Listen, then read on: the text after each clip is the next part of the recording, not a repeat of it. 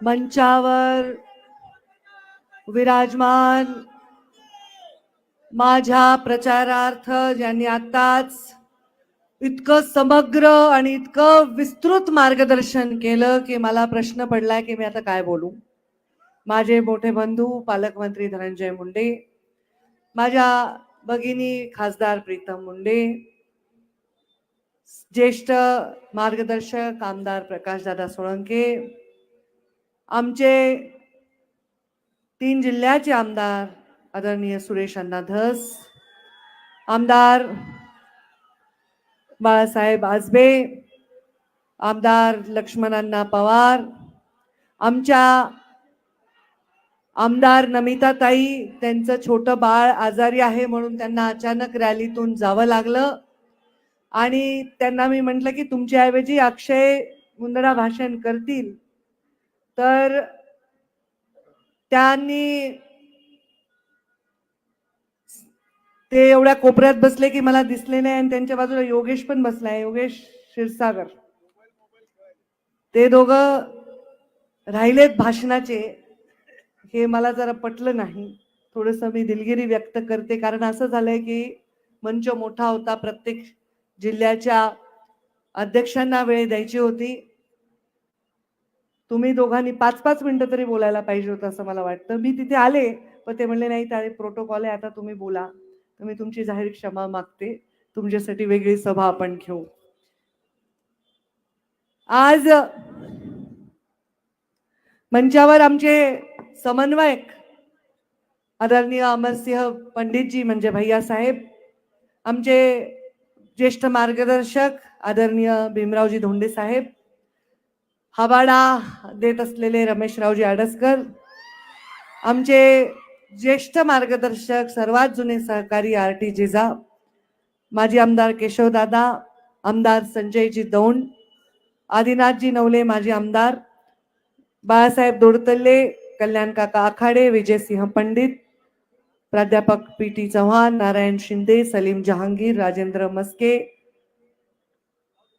आमच्या राजेश्वरजी चव्हाण जिल्ह्याचे अध्यक्ष, अनिल दादा शिवसेनेचे जिल्हाध्यक्ष, कुंडलिक खांडे, सचिन मुळूक, अण्णासाहेब मतकर रासपचे जिल्हाध्यक्ष, सुमन धस मनसेचे जिल्हाध्यक्ष, अनिल तुरुकमारे जिल्हाध्यक्ष कवाडे गट, वाल्मिक निकाळजे, श्रीराम बादाडे, आणि माझ्या समोर माझ्या आधी ज्यांनी भाषण केलं खासदार प्रीतमताईंचं मी नाव घेतलं, आणि माझ्या समोर खासदार प्रीतमताईंपेक्षाही प्रिय छोटी माझी धाकटी यशस्वी, जी माझ्या सगळ्या फॉर्म भरते वकील असल्यामुळे, आणि त्यांच्याहूनही जास्त प्रिय माझ्या जीवापाड माझ्यावर प्रेम करणारे आणि माझ्यासाठी केवळ एका ट्विटवर एका मेसेजवर धावत येणारे तुम्ही सर्व माझे परिवार। आज मला मीडियाने विचारलं की परिवार सगळा आलेला आहे फॉर्म भरायला, मी म्हणलं माझा परिवार आज नाही, हा माझा परिवार त्या आतल्या फोटो मध्ये आलेला नाही, तर बाहेर जे उन्हातान्हात बसलेले तोच माझा परिवार, तुम्ही खरंच माझा परिवार आहात। आज धनंजयनी भाषण केलं, मी त्यांचं भाषण ऐकत होते, त्यांनी सांगितलं की मी आज घरात मोठा आहे, ते बोलत असताना मी समोर बघत होते, सुंदर पौर्णिमेचा चंद्र आपल्याला दिसतोय आणि त्या चंद्रावर क्षणभर काळे ढग साचून आले होते। ते काळे ढग आल्यानंतर मी विचार केला की हे सगळे लाईट नसते तर किती अंधार पडला असता, पण ते काळे ढग थोड्या क्षणानंतर लांब गेले, तेव्हा तो चंद्राचा उजेड पडला। तसं आपल्या विकासाचं होऊ नये, आपल्या विकासावर काळे ढग जर आले तर क्षणाचाही विलंब न लावता ते बाजूला गेले पाहिजे, असा प्रयत्न या जिल्ह्याच्या सर्व जाती धर्माच्या लोकांनी केला पाहिजे, अशी विनंती मी या निमित्ताने उमेदवार म्हणून हात जोडून आपल्याला करते।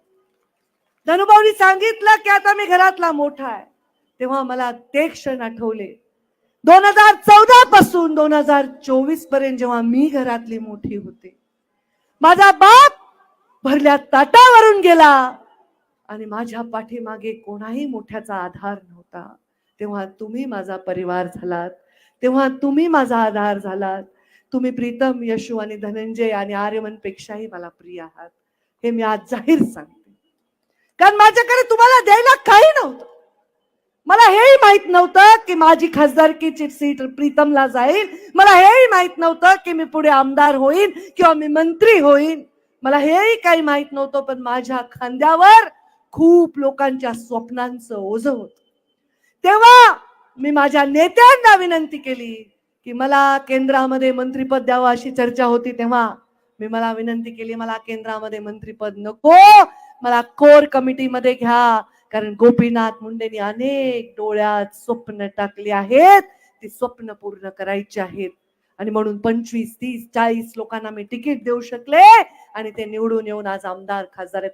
तुमच्यापैकीच एक आमचा सुनील तिकडे गेला असला तरी पहिल्यांदा नगरपालिकेत उपनगराध्यक्ष सुनील शेळकेला केलं. खूप जीव लावणारे लोक आहेत हो, खूप जीवापाड प्रेम करणारे, निस्वार्थ प्रेम करणारे लोक आहेत. पण या बीड जिल्ह्याच्या राजकारणाला कुणाची दृष्ट लागते दरवेळी मला कळत नाही. निस्वार्थपणा बाजूला जातो आणि कारस्थानाने त्याची जागा घेतली जाते. या निवडणुकीत प्रत्येकाला माझी हात जोडून एवढीच विनंती आहे, तुम्ही या सभेमध्ये भाषण जरूर कराल, या सभेमध्ये मोठे मोठे शब्द जरूर द्याल, पण प्रत्यक्षात तुम्ही काय मदत कराल याच्यावर डोळ्यात तेल घालून हे सगळे बघतायत. सगळे तुमच्या राईट हँड, तुमचा लेफ्ट हँड, तुमच्या बरोबर रोज पाण्यात जेवणारा माणूस आज कुठे काम करतोय हे बघण्याची डोळ्यात तेल घालून गरज आहे. कारण मी एकदा पराभव बघितलाय. पराभव माझा होता का तुमचा होता? सांगा, तो पराभव तुमचा होता का माझा होता? समस्त बीड जिल्ह्याचा आणि तुमचा होता असं तुम्हाला वाटलं, कारण एवढं जीव लावून मी काम केलं होतं. आज पराभवानंतर माझे 5 वर्ष तुमच्या साक्षीने आहेत.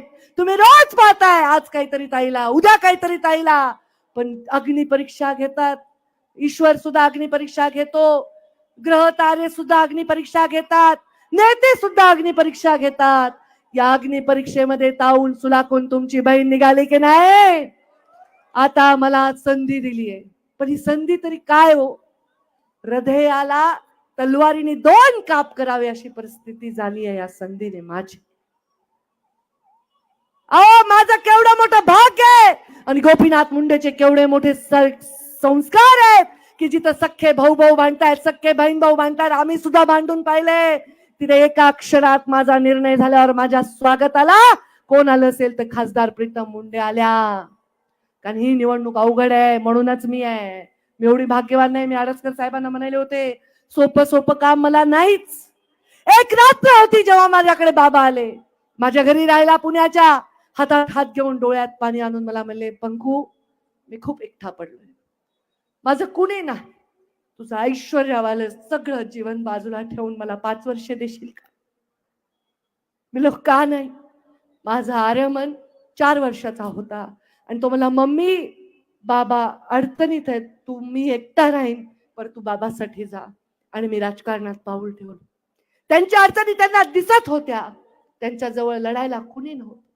ज्याच्या डोक्यावर त्यांनी गुलाल लावला ते सगळे विरोधात उभे होते. माझ्या एकटीवरच डाव खेळू शकत होते. ही सगळी चिल्लर फौज मी जमा केली. छोटे छोटे कार्यकर्ते तेव्हा सगळे आले, सर्जेराव तात्या आले, कल्याण काका आले, तेव्हाचे आमचे रमेश पोकळे आता थोडे रुसून लांब आहेत, आणीन मी भारत. खूप कार्यकर्ते आम्ही एकत्र केले आणि या सगळ्यांनी मिळून आम्ही काम केलं. आमचे जिल्हाध्यक्ष राजेंद्र मस्के मागच्या निवडणुकीत त्यांनी फिरले. आमच्या राजाभाऊ, तुमचं नाव घ्यायचं राहिलं, राजाभाऊ एवढी तब्येत खराब असून हरून इनामदार त्या निवडणुकीत होते. हरूनच्या घरी मी आणि मुंडे साहेब गेले, म्हणले हरून मला तुझी गरज आहे, म्हणले का नाही. तेव्हा कुंडलिक बापू छोटेसे पोरं आपण ही निवडणूक लढली हो, आणि 12-14 आमदार समोर होते. तर या बीड जिल्ह्याच्या बहादूर जनतेने मला तेव्हा साथ दिली, मुंडे साहेबांना साथ दिली. आता मला भीती वाटते की आज तशी परिस्थिती, एवढे लोक माझ्याकडे, दृष्ट नाही लागायला पाहिजे माझ्या वैभवाला की हे सगळे म्हणतात की पंकजाताई दिल्लीत गेल्या पाहिजे, पंकजाताई यशस्वी झाल्या पाहिजे. हे माझं वैभव आहे आणि या वैभवाला दृष्ट लागू नये. मी आयुष्यामध्ये काही केलं नाही. मुख्यमंत्री ग्राम सडक योजना मी नाही केली, पालकमंत्री आणि विकास मंत्री पंकजा मुंडेने केली. मी 25-15 नाही दिला, ग्रामविकास मंत्री पंकजा मुंडेंनी 25-15 दिला. मी जलयुक्त शिवार केलं नाही. ग्रामविकास आणि जलसंधारण मंत्री पंकजा मुंडेंनी जलयुक्त शिवार केलं. मी बचत गटांना पैसे दिले नाही. तेव्हाच्या मंत्री पंकजा मुंडेंनी बचत गटांना पैसे दिले. हे नॅशनल हायवे खासदार प्रीतमताईंनी आणि मी नाही आणले, आमच्या मागच्या पदांनी आणले. पदाचा संगम जेव्हा नीतीशी आणि नियतीशी होतो, पद ज्याच्या हातात आहे, जेव्हा त्याची नीती स्पष्ट असते, नियती स्पष्ट असते, त्याच्या मनामध्ये कलुषित नसतं, त्याला काही तोडपाणी खाणं पिणं करायचं नसतं ना, तेव्हा या जिल्ह्याच्या मातीचं भलं होत असतं, प्रत्येक जातीचं भलं होत असतं. मी जाणार आहे, सुरेशांना म्हणले तसे, प्रत्येक दारात पदर पसरून. मागच्या वेळी पण मी पदर पसरला होता आणि म्हणले होते, माझ्या प्रीतमला तुमच्या पदरात घ्या, जो राग काढायचा तो माझ्यावर काढा. आता घाबरू नका, मी तुमच्यावर राग काढा म्हणणार नाही, जे सगळे चिन्ह बघत होते. मी एवढंच म्हणेन, पदर पसरून ही शेवटची संधी मला द्या, शेवटची. या जिल्ह्यातला खासदार पुढच्या वेळी तुम्हाला जो पाहिजे तो पंकजा मुंडे रात्र दिवस एक करून घाम गाळून करून दे, पण ही संधी मला शेवटची. सगळ्या माझ्या मराठा बांधव असतील, धनगर बांधव असतील, माळी समाजाचे लोक असतील, मागासवर्गीय समाजाचे लोक असतील, सगळ्यांना मी पदर पसरून ही विनंती का करायले सांगा बरं. मला काही पैसे कमवायचे वाटतं तुम्हाला? मला नावाची प्रसिद्धीची लालसा आहे वाटतं तुम्हाला? मला एक काटा रुतलाय माझ्या हृदयात. तुमच्याही 4 तारखेला या हाताने मला हार घालायचा होता, पण मला अंतिम संस्कार करावा लागला. मी रडून मत मागत नाहीये, माझं पुढचं ऐका. मी तुम्हाला म्हणणार नाही पंकजा मुंडेला म्हणजे मतदान म्हणजे गोपीनाथ मुंडेला मतदान आहे, कारण माझ्या वडिलांचा जर चुकून काही अवमान व्हायचा असेल तर तो मी या जन्मात करणार. मी म्हणजे गोपीनाथ मुंडे असंही मी म्हणणार नाही, पण गोपीनाथ मुंडेचे स्वप्न माझ्या डोळ्यात आहेत, जे तुमच्यासाठी होते ते पूर्ण करायची अशी संधी परत येणार नाही. घडी गेली की पिढी जाते. 5 वर्ष मी घरी बसू शकले, पण तळतळ जीव तुटत होता तुमच्यासाठी. मला काही बंगले बांधायचे नाही, मला काही गाड्या घ्यायच्या नाही, मला काही नको. एकच मुलगा आहे माझा, खायला प्यायला व्यवस्थित आहे. माझ्या 2 बहिणी माझ्यापेक्षा कर्मठ आहेत. 1 रुपया त्यांना कशाची लालच नाही. लालच एकच आहे, तो 4 तारखेचा जो अधुरा राहिलेला किस्सा आहे तो पूर्ण करायचा आहे. मला तुम्हाला सांगायचंय, दूध पिल्यावर ताक आहे फुंकून पितं माणूस दूध पोळल्यावर. त्यामुळे ही निवडणूक सोपीच आहे. एवढे लाख देऊ, तेवढे लाख देऊ, सगळं रेकॉर्डवर चाललंय. प्रत्येक जण बोलतोय, पण तुम्ही फक्त डोळ्यात तेल घालून लक्ष ठेवा. इथे प्रत्येक जण जो बोलतोय त्याच्या आजूचे बाजूचे लोक काय करतायत. मला सांगा बरं, गेवराई अवघड आहे. भैया साहेब आमच्या जवळ आहेत आणि लक्ष्मण अण्णा आमच्या जवळ आहे. लक्ष्मण अण्णांचं तर पहिलं तिकीट मी दिलंय, मुंडे साहेब नव्हते. या राज्यातलं सगळ्यात पहिलं तिकीट मी जाहीर केलंय. त्यांच्या प्रत्येक सुखदुःखाला मी धावून गेलेले आहेत. आता जर त्यांनी ठरवलं तर गावातले मतं मला मिळणार नाही, आणि भैया साहेबांनी आणि आमच्या विजय सिंह पंडितांनी जर ठरवलं तर त्यांची मतं मिळणार नाही. आता हे एकमेकांच्या जरी विरोधात असले तर हा निर्णय काही पंकजा मुंडेंनी घेतला नाही ना. निर्णय तर वर झालाय. पक्ष फुटून एक सरकार तयार झाले. त्या सरकार तयार झाल्यामुळे विकास जरी होत असेल तर प्रत्येकाला स्वतःच्या अस्तित्वाची धाकधूक लागली. त्यामुळे हे जर एक गाव असे जिथे दोघांचेच गट आहेत, तिसरा माणूसच नाही ना, मग तिथं मी मायनस कशी होईल जर तुम्ही काम केलं तर. कारण मी सांगते, जातीवाद होत असेल पण समोरच्या उमेदवारामधल्या गुणवत्ता जर आपण पटवून दिल्या तर तुमच्या शब्दाबाहेर हे लोक नाहीत, हे मला विश्वास आहे. आमचा अक्षय आता नमिता नाहीये, मर फिरतायत गावोगावी. ते सांगतायत पंकजाताईला मतदान म्हणजे विकासाला मतदान आहे. तिथं जर अक्षय मुंदडा आणि रमेश अडसकरांच्या दोन्ही लोकांनी जर चांगलं काम केलं तर मी मायनस होईल का रे? नाही.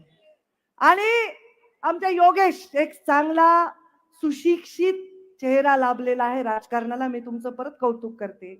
नवरा बायको दोघं रात्रंदिवस फिरत आहेत. मी थोडा मान सगळ्यांना द्यायले, आपल्या लोकांनी लगेच पुन्हा कामचं नाव नाही घेतलं. ते रात्रंदिवस फिरतायत. कुठली अपेक्षा नाही, कुठला स्वार्थ नाही, कुठला दांभिकपणा नाही, मला पहा फुलवा नाही, मला विचारा, असं काय नाही.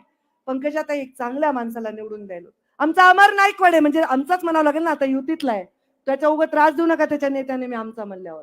आमचा अमर नाईकवाडे त्या दिवशी एक वाक्य म्हणला, मला फार कौतुक वाटलं. त्यांनी सांगितलं की पंकजा ताईंना मतं मागायला गेल्यावर मला नागरिक म्हणाले, पहिल्यांदा तुम्ही योग्य माणसासाठी मतं मागायला आलात, आम्हालाही भूषण वाटायला. आमचे आबा राष्ट्रवादीचे जरी अध्यक्ष असले तर त्यांचे फार मोठे मोठे कनेक्शन आहेत. एकच माणूस आहे डायरेक्ट फोन करतो वर, काय हे लोक कामाला लागल्यावर मला कोण हरवेल.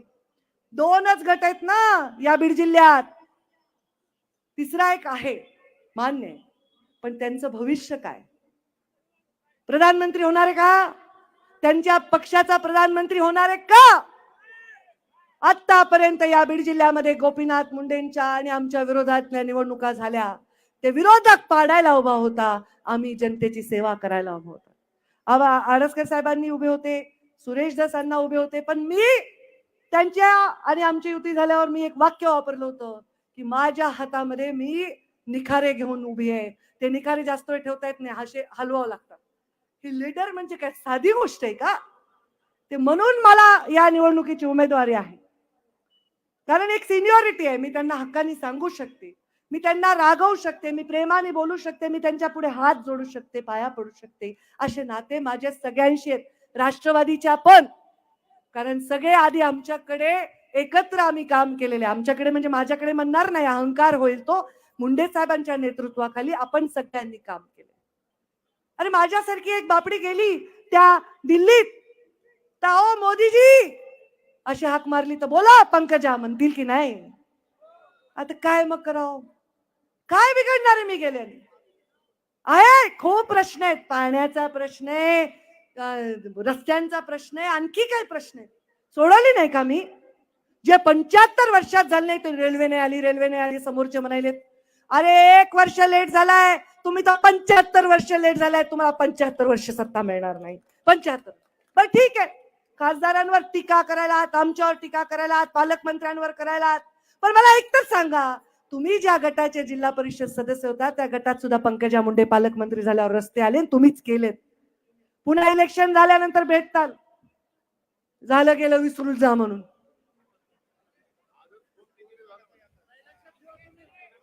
नाही मी विसरून जाईन ना, तुम्ही पाडल्यावर कशाला रे, जाऊ द्या आपलंच चालू द्या. फक्त गावागावात जाऊन सांगा रे, सांगा. तिथे बरेच नेते आहेत, मी नाव नाही घेतले, विजयराजेंचं घेतलं, अरुणचं घेतलं, नारायण शिंदेचं मी घेतलं नाही नाव. त्यांनी जर ठरवलं तर नेकनूर गडबड होईल का हो? पण तुम्ही नेकनूर सोडू नका उद्यापासून, मला बीडच्या सभेत दिसूच नका, कुठल्या नेकनूर मध्येच दिसा. आपल्या आप आमचे भरत बाप्पा ते बसले की आपल्या आप नारायण शिंदे आणि भरत बाप्पा बसले, नेकनूर मध्ये काही प्रॉब्लेम होईल का? तुम्ही कुणीच आपला भाग सोडू नका. आबा आमचे दत्ता आबा, माझं त्यांचं खूप चांगलं रिलेशन होतं, आहे आणि राहणार. पण कधी कधी होते गर्दी आणि त्यांचं खूप प्रेम असतं काही लोकांवर, मग ते दुसरीकडे जातात. बघा बरं काय झालं, पुन्हा फिरून आपण तिथंच आलो, तिथून झालो. आता त्यांच्या बाजूला बसलेत बबनरावजी. आता तुम्ही लोक आमचे सगळेच नेते, आता मी कुणाकुणाचे नाव घेऊ बरं, सगळ्यांचे घेतले तर अवघड होईल. आता हे जर लोक ठरवले नाही, ठरवले तर निवडणूक कशी माझा अवघड जाईल. आता तुमचे मित्र असतील कोणी, आमचेही असतात ना, आमचेही संबंध असतात, पण शेवटी निवडणूक जिंकवणं हे कर्तव्य आहे सर्वांचं. ही निवडणूक सोपी नाही, ही रॅली भरपूर आहे, ही मोठी रॅली आहे, प्रचंड रॅली आहे, उत्साहाची रॅली आहे. अहो काय रॅली झाली, महामानवाचा मी दर्शन घेतलं, ज्यांनी ज्याच्या ज्याच्या अंगात लाल रक्त आहे का, कुणाच्या अंगात पिवळं निळं काळं रक्त, ज्याच्या ज्याच्या अंगात लाल रक्त आहे त्याला एका निळ्या शाईनी समान अधिकार देणाऱ्या महामानवाच्या चरणी मी नतमस्तक झाले. त्याच्यानंतर लोकशाहीर अण्णाभाऊ साठेंच्या चरणी नतमस्तक झाले. बंजारा समाजाने पामडी घालून माझा सत्कार केला, 12 बलोतदारांनी या उमेदवाराचं स्वागत केलं आणि मर्द मराठ्यांनी फेटे घालून भगवे मला तलवार आणि ढाल दिली. माळी समाजाने आमच्या कांदा मुळा भाजी अवघी विठाई माझी, माझ्या डोक्यावर टोपलन, हातात दिलाय विळा. काय रे? आणि आमचा धनगर समाज माळा लावलाय भंडारा, हातात दिली काठी आणि घोंगडी. ज्याच्यावर मी माया करेल त्याला घोंगडी पांघरेल, आणि ज्यांनी आता गडबड केली त्याला काय मी दाखवणार का तुम्ही? आता माझ्यावर प्रेम करणारे कार्यकर्ते सर्व समाजाचे हे सहनच करू शकत नाहीत का हा निकाल उलटा पडलाय. मरून जातील अर्धे 10-12 लोक तर रस्त्यावरच. कारण एवढा प्रेम त्यांनी केलंय. मी काय बांधलं नाही. मी मग सांगितलं मी रस्ते नाल्या काय काय केलं नाही हो. मी एकच काम केलं, मी गोपीनाथ गड बांधला. तो गोपीनाथ गड ज्याच्या उद्घाटनाला अमित शहा आले आणि माझ्या मंचावर आदरणीय आठवले साहेबांपासन, तेव्हा एकनाथ शिंदे माझे सहकारी मंत्री होते, आता मुख्यमंत्री झालेत, सर्व नेते आले होते. त्या गोपीनाथ गडातून मला काही नाही पाहिजे, पण त्या गोपीनाथ गडावर दोनही छत्रपती आले आणि त्यांनी अश्रू डोळ्यात आणून सांगितलं गोपीनाथ मुंडे आमच्या वडिलांसारखे होते. त्यांना सुद्धा राजकारणापासून दूर ठेवलं जात होतं. पहिल्यांदा कुणी संधी दिली आठवा? अरे त्याला म्हणतात सोशल इंजिनिअरिंग. तुम्ही शिकलेले आहेत ना आता सगळेच, काही धोतर टोपीवाले नाही तिथं. सोशल इंजिनिअरिंग म्हणजे सर्वांना मिळून एक शिवणं. सोशल इंजिनिअरिंग, एखादा कपडा, माझी साडी खराब झाली त्याच्यावर डाग पडला तर मी धुवू शकते, निघतच नसेल तर मी त्याचा रंग बदलू शकते, पण ती जीर्ण झाली फाटली ना तर तिचं काहीच करू शकत नाही. पोतेर करावं लागेल, पोतेर. आपल्या बीड जिल्ह्याचा सोशल फॅब्रिक हा जीर्ण आणि खराब व्हायच्या आधी त्याला वाचवा. माझी हात जोडून विनंती, थोडा डाग पडला असेल काही घटनांचा, थोडासा रंग बदलावा लागेल काही कारणांमुळे, पण तो सोशल फॅब्रिक जीर्ण होऊ देऊ नका. या निवडणुकीत असा मेसेज द्या की हा बीड जिल्हा हा विकासाच्या बाजूने ठामपणे उभा आहे. मी याच्यानंतर लोकसभेला माझ्या किंवा माझ्या परिवारासाठी तुम्हाला मत मागणार नाही. पंकजा मुंडेचा हा जाहीर शब्द आहे. प्रीतमताईंना विस्थापित करणार नाही, मी शब्द दिला होता. मी नाही हो, मला नका देऊ म्हणूनच सगळीकडे गेले. पण मला आता लक्षात आलं की ही निवडणूक कशाची. ताईचं काही आणलं नाही, ताईला मी नाशिक वरून उभं करीन, तुम्ही काळजी करू नका. ताईचं राजकारण हे मुंडे साहेबांच्या पश्चात होतं. मी मुंडे साहेब जीवित असताना त्यांचा हात बनले होते. जसा हात ती मूठ ती हातोडा झाली होती तुमच्या आशीर्वादाने. एक संधी 5 वर्ष, कारण पुन्हा मोदीजी प्रधानमंत्री होणं आणि आपण तिथं जाणं येणार आहे का रे योग? येणार नाही. सगळ्यांनो रे, बुद्धी करू नका भ्रष्ट आपली. आता मला सांगा, तुमच्या नळाला पाणी नाही आलं, तुम्ही कुणाकडे जाता? नगरसेवकाकडे. तुमच्या घरामध्ये नाली साफ नाही झाली, तुम्ही कुणाकडे जाता? नगराध्यक्षाकडे जाता. तुमच्या गावाला रस्ता नाही, तुम्ही कुणाकडे जाता? आमदाराकडे जाता. तुम्हाला रेल्वेचा काही प्रॉब्लेम आला, कुठलं दर्शन पाहिजे, तुम्ही कुणाकडे जाता? खासदाराकडे. सगळ्या कामासाठी तुम्ही आमदार, खासदार, नगरसेवक, जिल्हा परिषद सदस्य, पंचायत समिती सदस्य, ग्रामपंचायत सरपंचकडे जाता. मग आता निवडणुकीत कशाला राजकारणावर बहिष्कार आहे तुमचा? कशाला नाही करायचा बहिष्कार? उलट हक्काने या, छाती ठोकून मागा आणि आमचं भांडवल आमच्याकडनं घ्या, हा अधिकार दाखवा तुम्ही. आता राजकारणावर बहिष्कार टाकणं हे फार वाईट होईल, हे फार चांगलं होणार नाही. विचार करून मतदान करा. मतदान हे सत्पात्री दान आहे हो. चांगल्या पारड्यात पडलेले बघितलंय तुम्ही 5 वर्ष.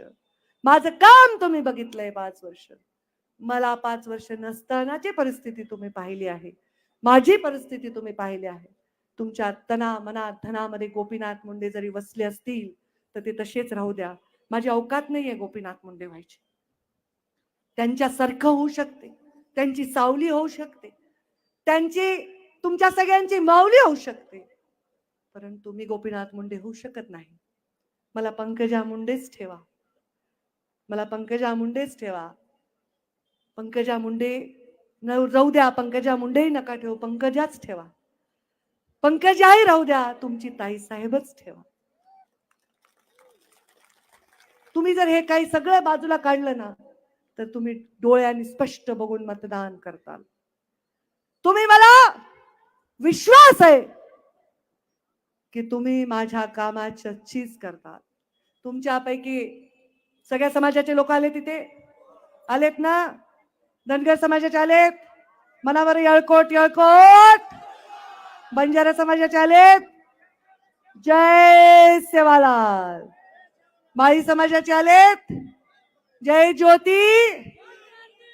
मराठा समाजाचे आलेत का? आवाज बघू द्या बरं. छत्रपती काय आमचे नाहीत का?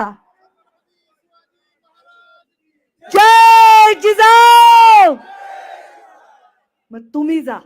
हे आवाज आला ना दारादारात, कोणी रागवल, कोणी दार बंद करेल, कोणी अंगावर येईल, पण त्याला एवढंच सांगा, 5,09,000 मताचं मागच्या वेळी काय झालं, आता ताईंनी काय करू शकतात एवढंच सांगा. तुमचे सगळे प्रश्न मिटवण्यासाठी हे सगळे समर्थ आहेत. त्यांच्या समवेत मी सुद्धा हे प्रश्न मिटवेन. तोंडातून गेलेला शब्द आणि धनुष्यातून गेलेला बाण कधीही परत येत नाही. त्यामुळे या निवडणुकीत तसं जशी म्हण आहे तसं जेव्हा बोटाने दाबलेलं मतदान देखील, तोंडातून गेलेला शब्द आणि धनुष्यातील बाण आणि बोटाने केलेलं मतदान परत घेता येत नाही.